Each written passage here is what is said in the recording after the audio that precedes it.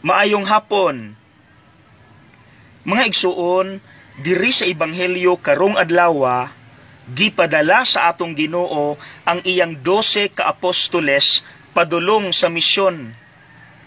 Pero nganong iya silang giingnan ani? Ayaw kamo pagdalag bisan unsa. Dayon, ang iya rabang dili ipadala, mga importante ra ba kaayo? Paminawa gani. Number 1, ayaw pagdalag sungkod.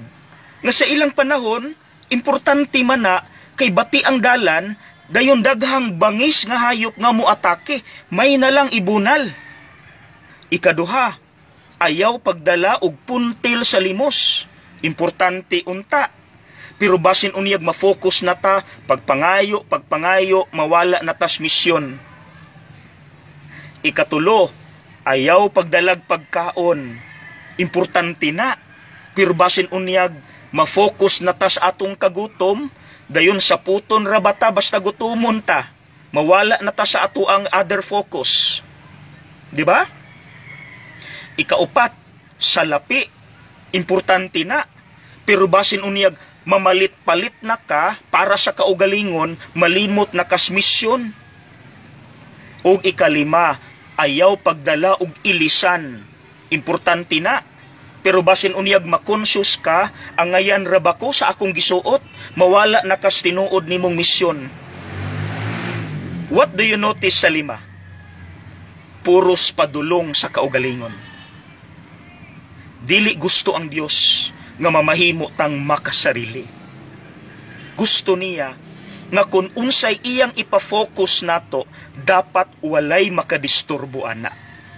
Like kung inyo kong pangutanon, ang pagkapari, dapat walay makadisturbo sa akong pagpangalagad.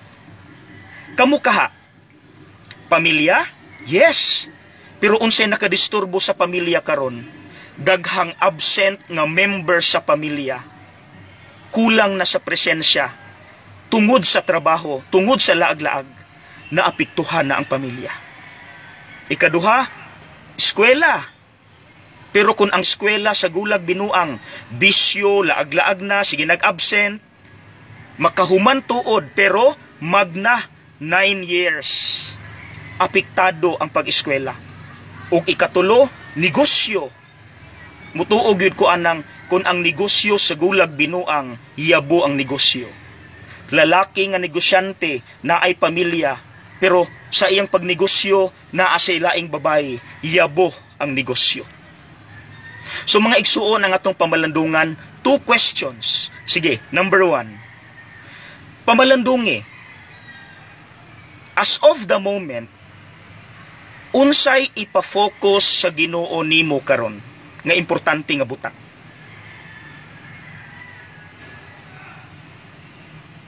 And number 2, unsay nakadistract or nakadisturbo nimo sa pag-focus anang importanteng butang nga ipa-focus sa Ginoo nimo?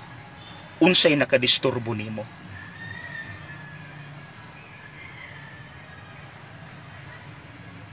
Mga igsuon, let's do something ha.